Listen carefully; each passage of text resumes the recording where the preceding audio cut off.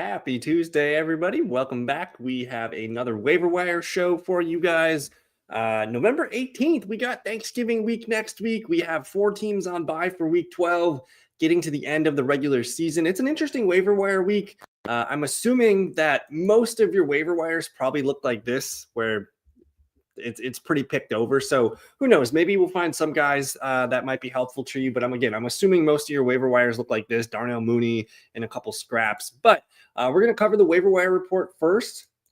I see a couple of you guys in here. Good evening to Double Tap. I'm going to go over my waiver wire report, which is on thefantasyfellowship.com.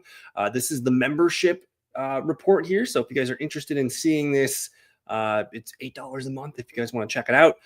We'll come back and look at these favorite ads of the week, but we got Denver, the Chargers, the Dolphins, and the Commanders all on bye.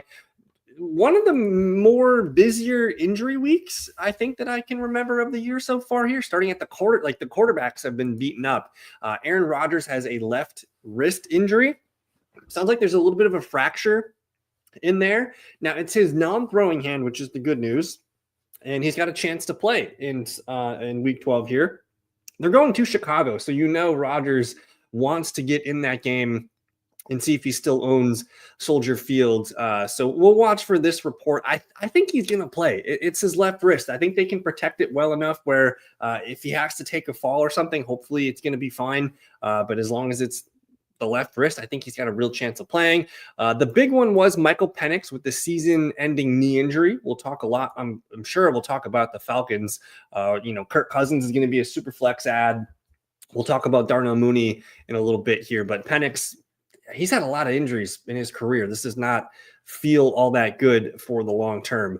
Dylan Gabriel, concussion. I'm not expecting him to play with concussions. I mean, we've seen CJ Stroud. He was ruled out for Thursday Night Football already. So that's going to be 3 games that CJ Stroud's going to miss from a concussion. So these things could linger. I think we're going to get Shedeur Sanders starting in week 12. Joe Burrow, they've had positive reports. He's been practicing. I'm expecting him back maybe next week. I think Thanksgiving week, I think it's more questionable. I think week 14 is the more likely scenario and into the fantasy playoffs. CJ Stroud, again, he's out with a concussion. I think he's going to be back for Thanksgiving. Jackson Dart with concussion. He missed last week. It sounds like he's still going through the protocol. He has a chance to practice tomorrow, so that'll be a big report for him tomorrow. Now we got Josh Jacobs with the knee contusion. It just sounds like it was just banged up pretty good. There's no ligament damage. He just took a hard hit on it. I don't think he's going to play against Minnesota this week. I think he's probably going to be, the Packers have a short week because they play on Thursday on Thanksgiving next week. So I think holding him out of this game makes sense. We'll talk about Emmanuel Wilson later. Bucky Irving, who's been practicing, he looked good in limited practices last week. I think he's got a strong chance to play on Sunday Night Football. They have a tough game against the Rams this weekend, so I think Bucky's back. This one was the big one. Jaylen Warren with the ankle injury. He left maybe late second quarter of last week, and all the fantasy points went to Kenneth Gainwell, so that was a bit unfortunate. But it sounds like Warren's going to be fine. I'm seeing Tomlin saying he's optimistic about Jay Warren playing. We'll watch for reports tomorrow. You have Amarian Hampton, who's on bye this week. We'll see if he gets practicing next week. Chance to play week 13 or 14. Ramondre Stevenson's been out for a little bit with that toe injury, but it might just be fully Travion Henderson season. Dobbins completely out for the year. Isaiah Pacheco did not return after the bye week, but he's got a chance to practice tomorrow, and we'll see if he's on track. You have Trey Benson, who I think he's going to start practicing this week. We have not heard of anything going on with him. I think we're still going to get another week of Bam Knight and Michael Carter. Amari DiMercado does have a high ankle sprain, so I'm expecting him to be out in week 12. So again, Bam Knight and Michael Carter, we'll talk about them. Bashal Tutin did have a little bit of an ankle thing, but he was talking to reporters today, and I think he's going to be fine to play. He would be a priority pickup this week if you can find him in a league. Here's more Atlanta bad news. The knee injury for Drake London. We don't have a lot of clarity on anything. It sounds like he avoided something serious, though. And basically, he's going to miss this week. And then, Thanksgiving weekend, yeah, we'll see if he can get some practices throughout the week. And he has a chance to play week 13 or 14. I'm assuming Marvin Harrison Jr. with the emergency appendicitis last week, probably going to miss one more game. I don't know. I don't feel good about him playing in this week 12 week. And then Brian Thomas Jr., who was limited all last week, I think he's on track to play in week 12. Garrett Wilson still says he could return, but we'll see. The season's pretty much a loss at this point. We have some veterans here we're going to watch for tomorrow. I still think Mike Evans is on track to play week 13 or 14. Tough one for Calvin Ridley. He was finally back on the field, and he made like one of the first catches of the game, broken fibula. Pick up Jaden Reed if you can. I think his practice window, if his practice window is not open this week, I think it's next week that they're going to open it. And we should see him after Thanksgiving. A couple hamstrings here to monitor with these guys in the reports tomorrow. Xavier Legette had a big game last week. He's got a little bit of a hip thing. Rashad Bateman missed last week. We're not really relying on him. Same thing with these guys. I do think Sam Laporta, don't really have a ton of information on him. We don't even know if he's going to be back week 15. So I am a little bit nervous about Laporta for the fantasy playoffs. I am not expecting Dalton Kincaid to play Thursday Night Football. He's got a good chance to suit up for week 13, though. They play Thursday night. They get a few extra days rest. We'll see him practicing hopefully next week. I do think Brenton Strange has a chance to play if you need a tight end. And then I did see Tyler Higbee left last week with the ankle injury for the Rams.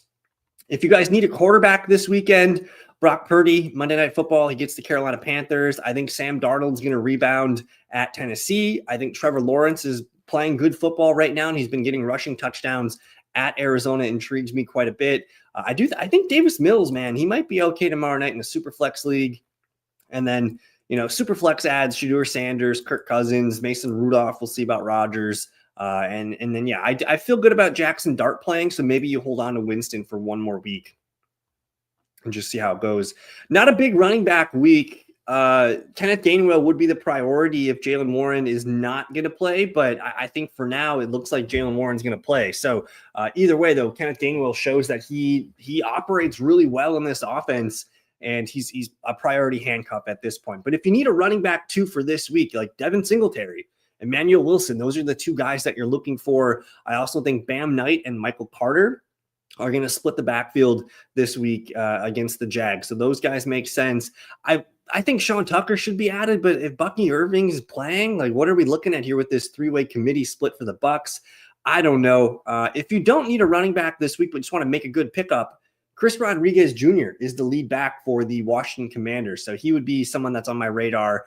So not a big week for running backs, but there should be one or two players there that I think you guys can add to your depth.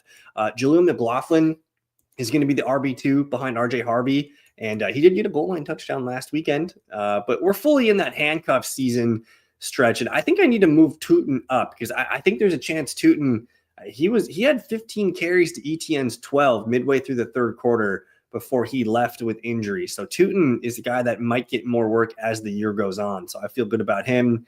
Feel good about Ollie Gordon, Blake Corum, Tank Bigsby. These guys are starting to emerge as good handcuff options. Receivers are going to be pretty beat up. Darnell Mooney would be the priority.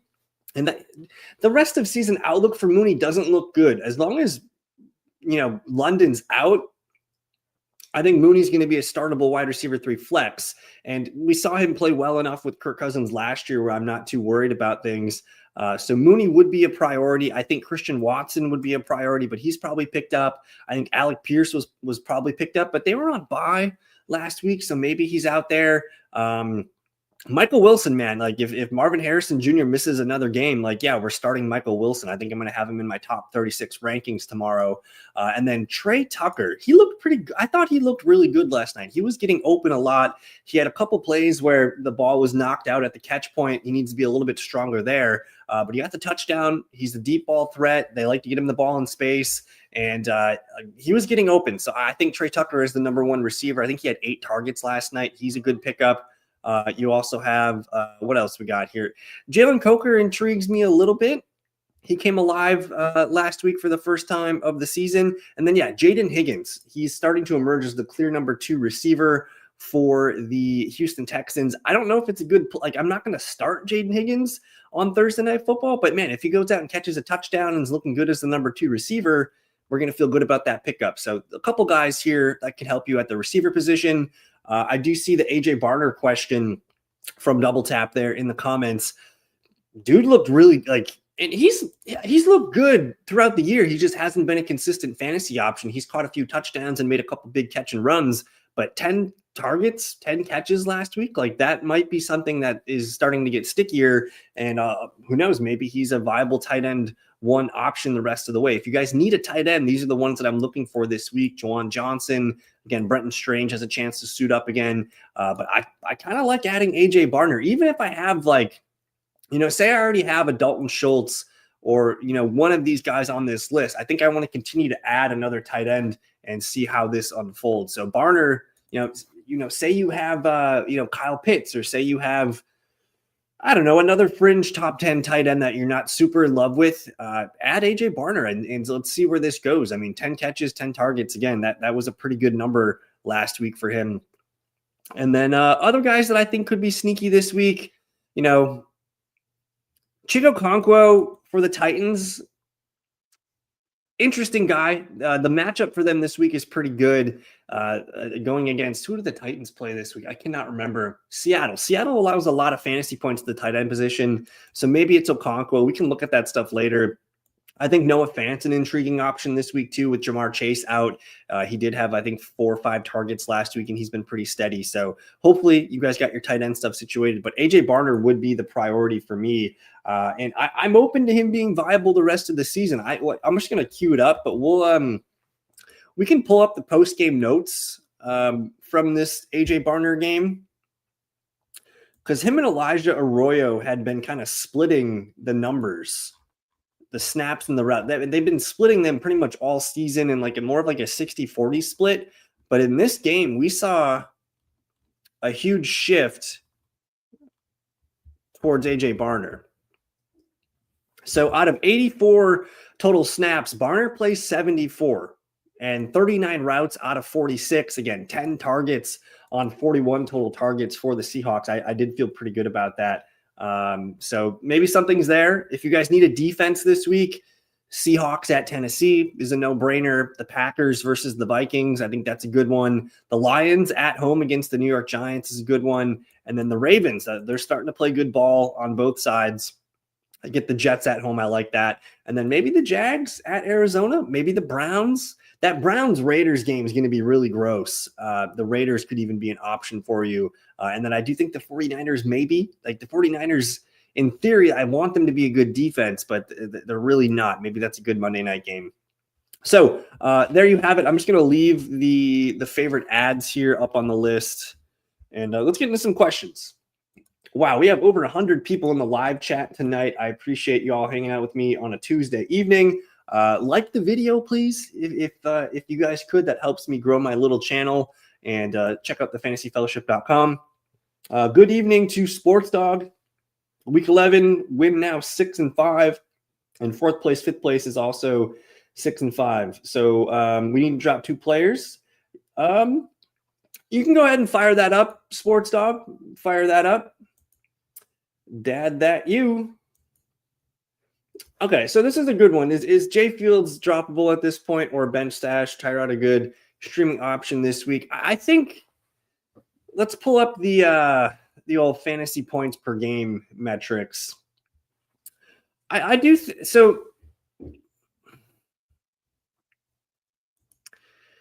The Ravens they're finally healthy on defense, so their fantasy points per game, when I'm looking at them, they're not going to be very good on these charts. They do rank 23rd.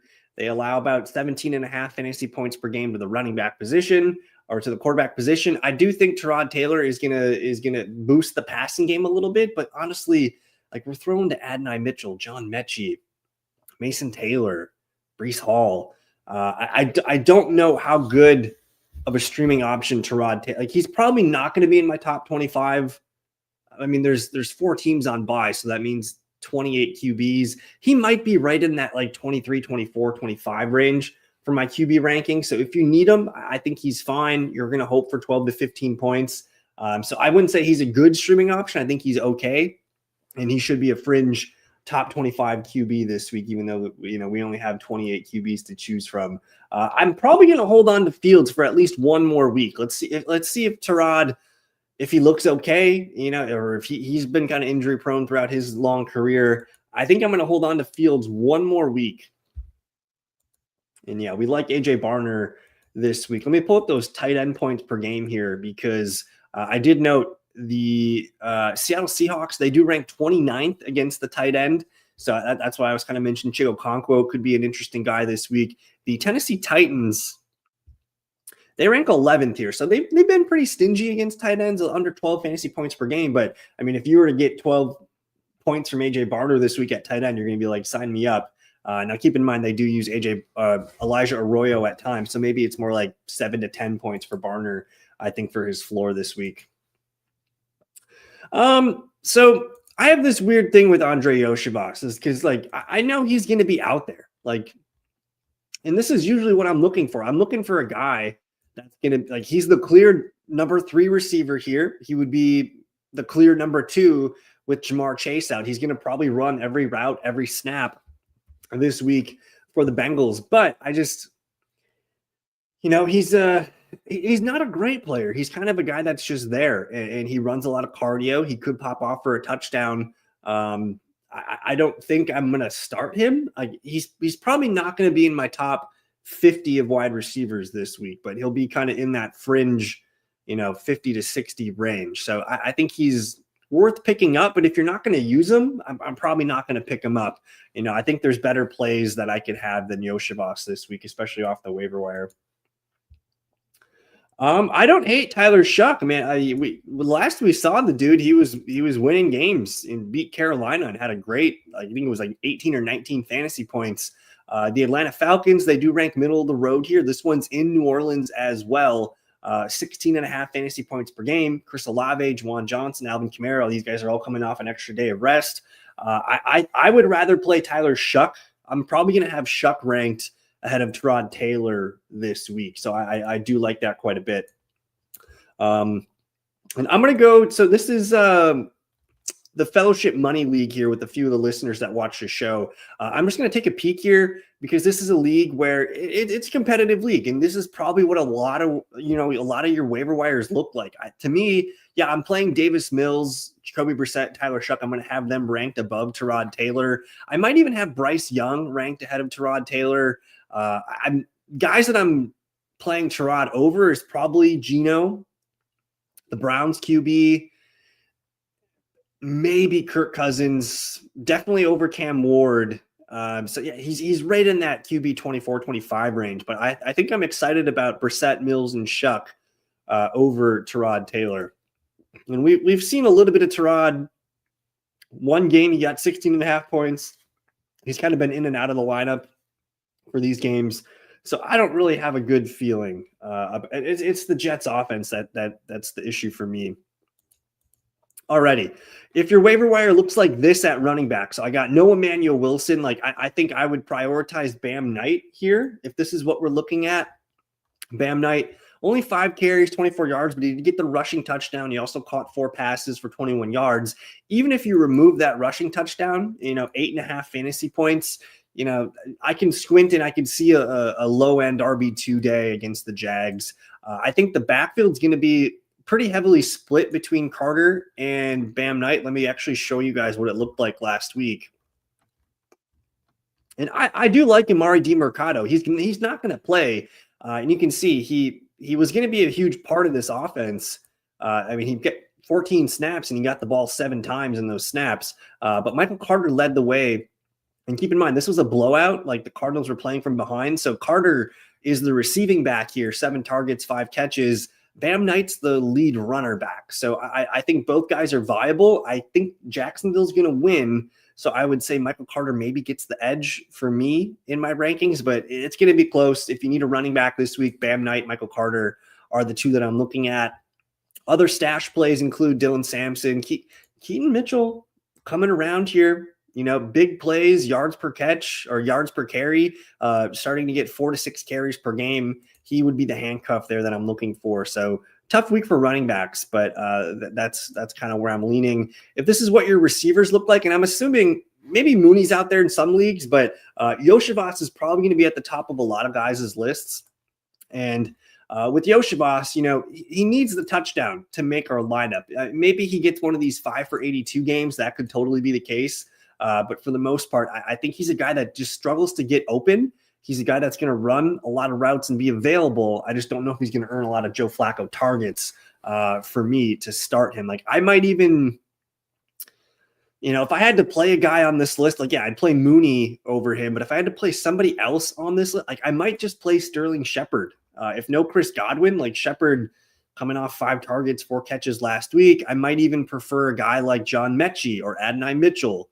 I'll tell you what, if Darius Slayton's out, we didn't even talk about Isaiah Hodgins, but Hodgins looked really good. 5 for 57 last week. I think most of these catches were on third downs too. So some big time moment where he was making big plays for the Giants. And then if Xavier Legette is missing practice and trending towards doubtful, I do think Jalen Coker is in play as well. So I'm not super, super in love with Andre Yoshivas if you need a receiver this week. If you need a tight end this week, this is probably what we're looking at. I might just go Noah Fant. Like I would rather play Noah Fant than Andre Yoshivas. And with Noah Fant, I know I'm going to get some catches. He's caught a couple touchdowns in the last few weeks with Joe Flacco. I'd almost rather play Noah Fant over Andre Yoshivas at flex. But again, Chico Okonkwo is a name that I think he had a good game last week. He went 3 for 56. Seattle gives up tight end points. And then a deep stash. Darnell Washington, he's starting to come around and make some big plays. I think a lot of people saw that big catch and run that he had the other day, 4 for 67, starting to make some headway here as the tight end 1 for the Steelers.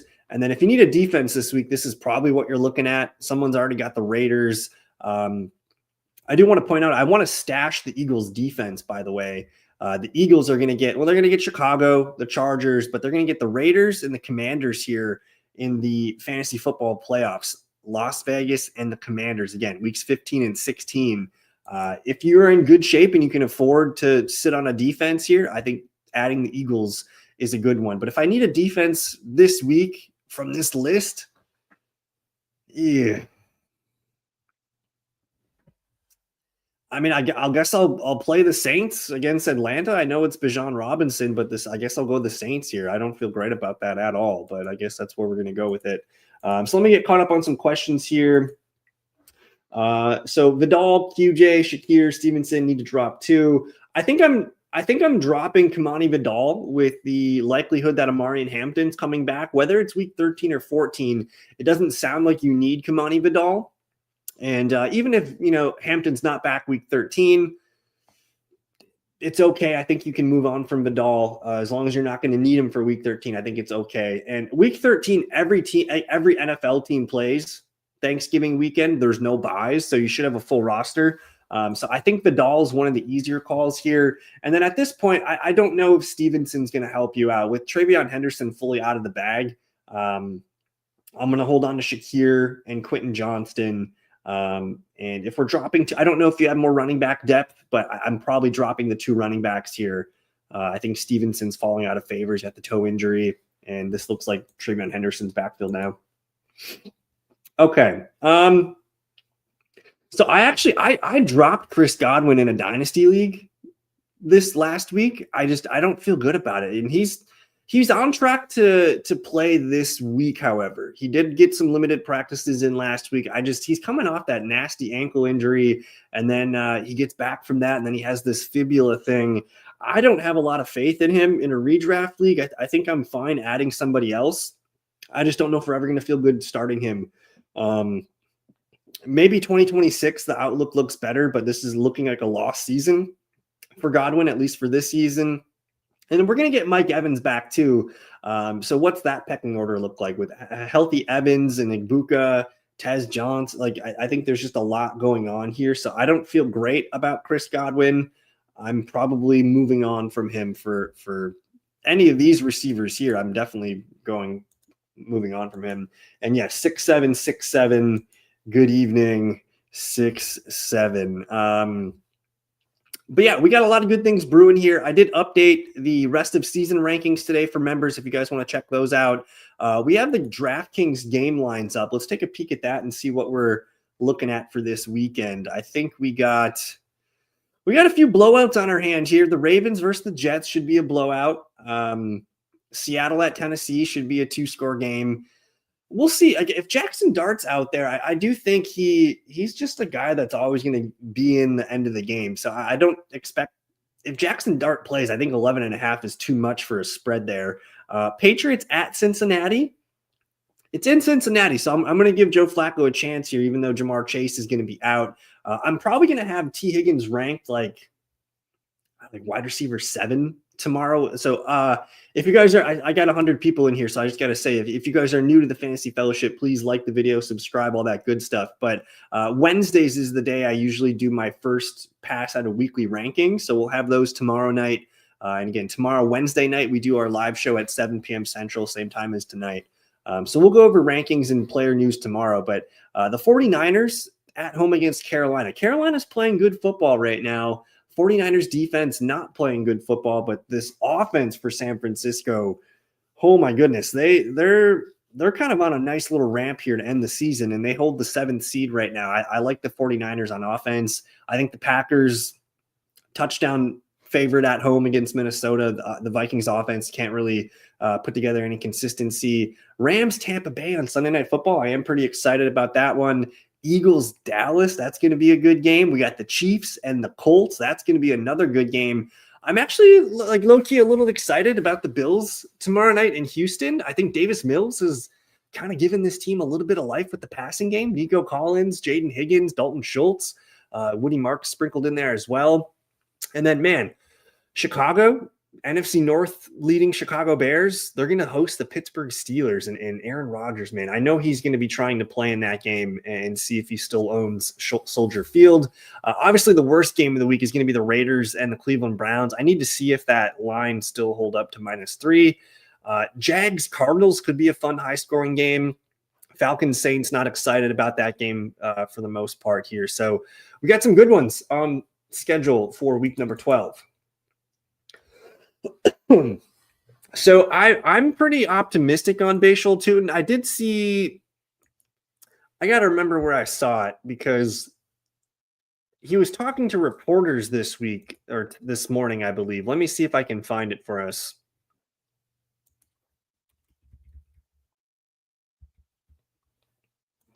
I think Underdog tweeted it. So I think there's optimism that Tutin's going to be fine. He avoided anything serious. I'm going to see if I can find it relatively quickly here. I don't think they have anything for us. Let me go to Bashal Tutin.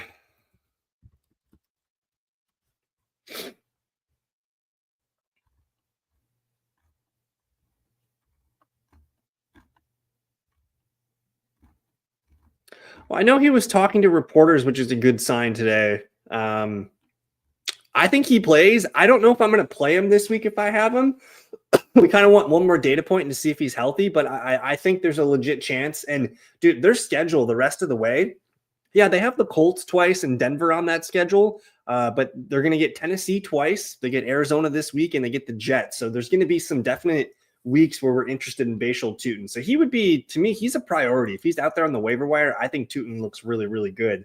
And Steven says we have buy spots to fill this week. The drop options are DJ Moore, Harold Fannin, Pitts, Pierce, pickup options, Tucker, Wilson, Gainwell. What order do you rank drops and pickups? I'm going to start with the pickups because I think it's pretty simple. It's Emmanuel Wilson as the priority pickup stash. They've already kind of said that Jaylen Warren is optimistic that he's going to play. So that takes a little bit of steam off Kenneth Gainwell. And then I'm really unsure with the Tampa Bay Buccaneers because I think Bucky Irving's going to play this week, man. So it takes a little bit of the steam off of Tucker, Rashad White, as well as Kenneth Gainwell. So Emmanuel Wilson would be the priority for me. For drops, I'm probably going to drop Harold Fannin here. I think Kyle Pitts with the Drake London injury, I'm more likely to start Kyle Pitts this week than Harold Fannin. I want to keep Alec Pierce, DJ. So I'm going to rank these in separate buckets here. The receivers, I want Alec Pierce ahead of DJ Moore. So DJ Moore is more droppable to me. And then for the tight end buckets, I think Pitts is your keeper. Fannin's more droppable. So it's between DJ Moore and Fannin. I'm actually okay adding multiple backs here if you want to take a stab at these guys. I think with Tampa Bay, Sean Tucker might just be really good, and they just might, let Bucky Irving kind of slowly work his way back in. So I think rest of season, Tucker and Gainwell are probably the better holds because they're going to be involved in the base offense still. But if you need someone for this week to start with your bye weeks, it's got to be Emmanuel Wilson. But I'm open to adding. I think I'm going to add Kenneth Gainwell over Sean Tucker, just because Jaylen Warren, he's been kind of banged up throughout the year. Now he's got an ankle injury. He could tweak that again. And they're showing that Kenneth Gainwell is the workhorse if something does happen. So for ranking these RBs, it's Emmanuel Wilson for this week, Kenneth Gainwell, and then Sean Tucker for me. Again, as much as I like Sean Tucker, that's probably how I'm going to do it. That's a tough question, though. But that's going to do it for tonight, guys. We went a good half an hour. Again, we got over 100 people here tonight, so that's pretty cool. That's a good number for me. I appreciate y'all hanging out with me on this Tuesday evening.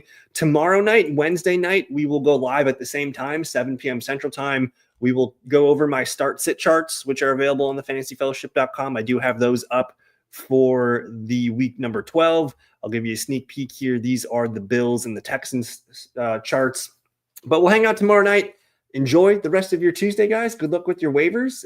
Save some money if you can. We got, the playoffs right around the corner. I like to make sure I have a little bit of cash in the fantasy playoffs, just to, whether it's blocking players or if I have to do something drastic, I like to save a little bit of cash. So if you can, save some cash. And then the other move that I like to do is, I'll put some like $0 and $1 bids on some guys for the waiver wire run, but I always set my alarm early and I'll go to the waiver wire and see who was left over and just add some guys for free.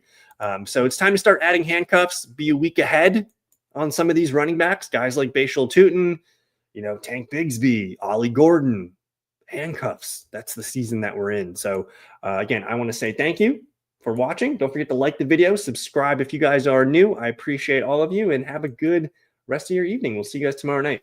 Peace.